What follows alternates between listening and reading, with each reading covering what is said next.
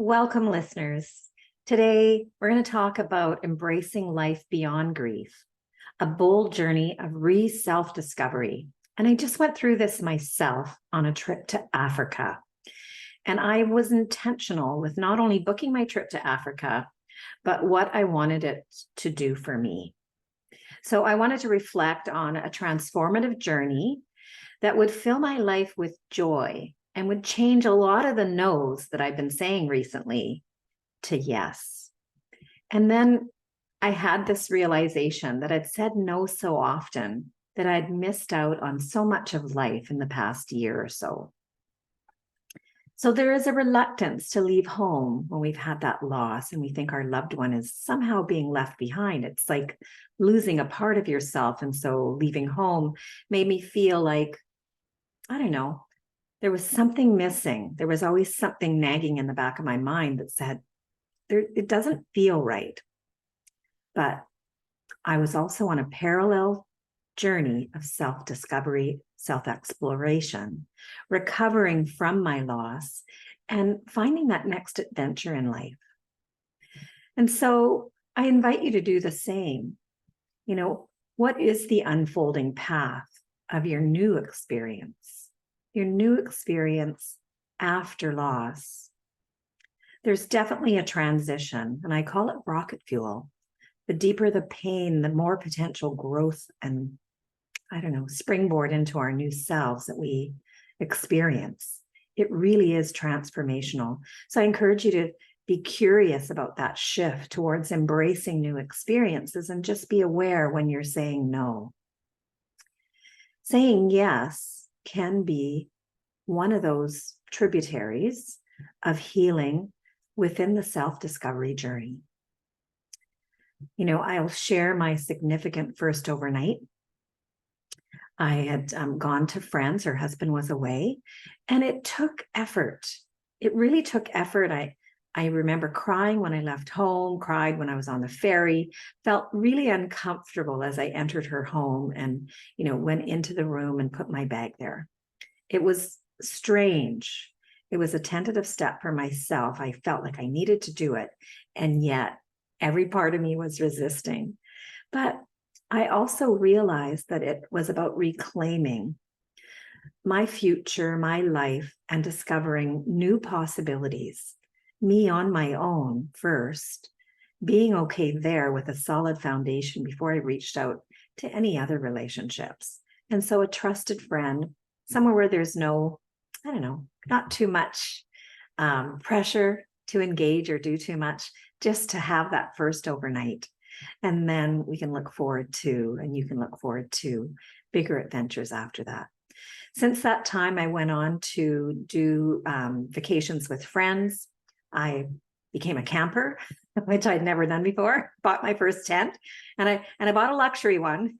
Don't get me wrong. I thought, oh my gosh, I want to be able to stand up when I walk through the door. And so I got this 9-person tent for this little old me, but it was quite fun. And I'd say I would do it again. So there is that moment of self-revelation when you're like, okay, I'm doing this. You know, life is continuing on and I'm stepping in. And so I'd like you to just reflect on those pivotal moments and self-recognition and give yourself that pat on the back to say, good for you. And then notice, you know, that resilience in yourself. Just to say, here I am, claiming my future, claiming my life. I remember one morning I woke up and, you know, I wasn't thinking anything different in my, you know, my morning routine, my morning stack habit. And I got to the bathroom mirror, and as I looked into the mirror, there was this moment where I was like, oh my God, there you are. There you are. And there was this, I guess, tears of joy, but also just that recognition of seeing myself again. It was like I'd maybe been through the journey far enough that I was starting to feel myself again. And I can't wait for you to have that moment. So if it hasn't come, maybe consider that it is coming. And when you look into the mirror the next time, look deep into your eyes for that moment of self-reflection and self-recognition. Stepping into the world beyond grief can be daunting. It takes courage. And if we look at the consciousness of emotion, courage is that center of the teeter-totter. It's grief, sits at 75 out of 1,000 points. So if we think of 925 points of energy within our system has been compressed and is kind of unavailable when we're in these deep forms of grief, which contain all of life's top stressors. We have these stepping stones out of that depth, that heaviness. No wonder it's so hard to get out of bed.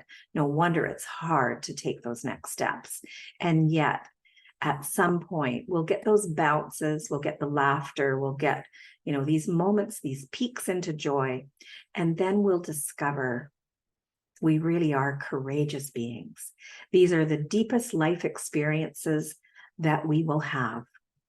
And it's part of being human. I believe it's part of why we're on the planet, to explore more about being human and more about our resilience as body, mind, and soul, so soul seekers. So I encourage you to explore life beyond what I call the chains of grief, that ball and chain that's dragging us down, and embrace the world as a canvas of experiences and self-expression that await you.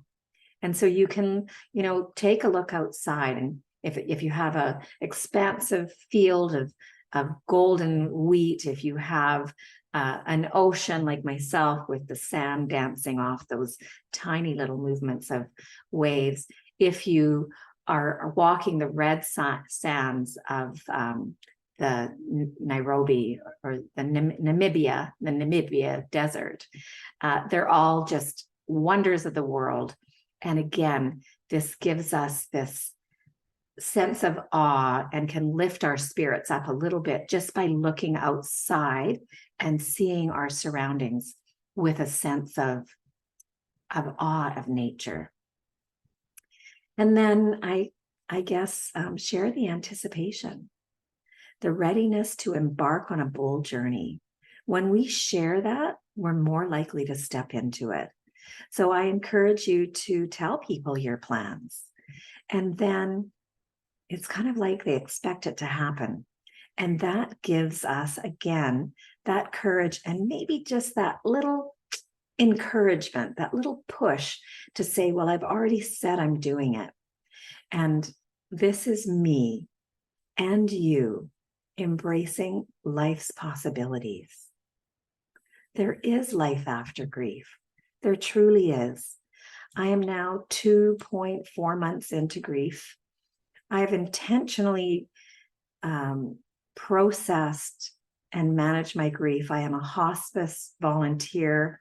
I just met with a family yesterday, and one of the family members have set their May date. So choosing to liberate themselves, but also the empowerment of not letting life-ending disease take hold. So I embrace that philosophy. Not sure how you feel about it, but in your own way, you come to terms with life and death.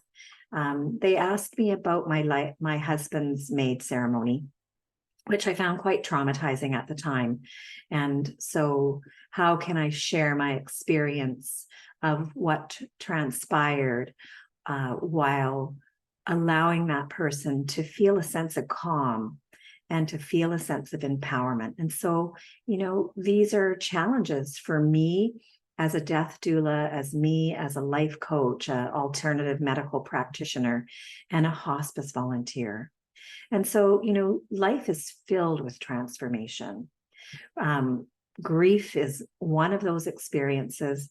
There can be a lot of joy found within the experience before and after. If you go to a funeral, there's always laughter, recalling beautiful events about that person's life. Life is filled with newfound courage, exploration, and self-acceptance. And I just send you love and grace during this time in your life. And I just want to emphasize that your personal experience of life beyond grief will be rewarding. It will be bright and filled with love and laughter and friendship and awe. And so a sense of turning towards loving life again, it can be the signal, the beacon of a new beginning and a beautiful new chapter in your life. So I encourage listeners to enter the journey of self-discovery. It can be so rewarding. Finding opportunities for a new beginning after the grief and embracing the world with a sense of boldness and possibility. My name is Adele Anderson, actually, from Life Coach Adele. I'm a death doula. I work with grief and trauma patients when life's deepest experiences drag us down. They are the most profound experience that we may ever have, and I'm here to help you. So reach out to me. 604-885-0543 is my home office number, or you can reach me at yes@lifecoachadele.com. I send you grace, love, and a wish for a new beginning for you. Stay well now. Bye.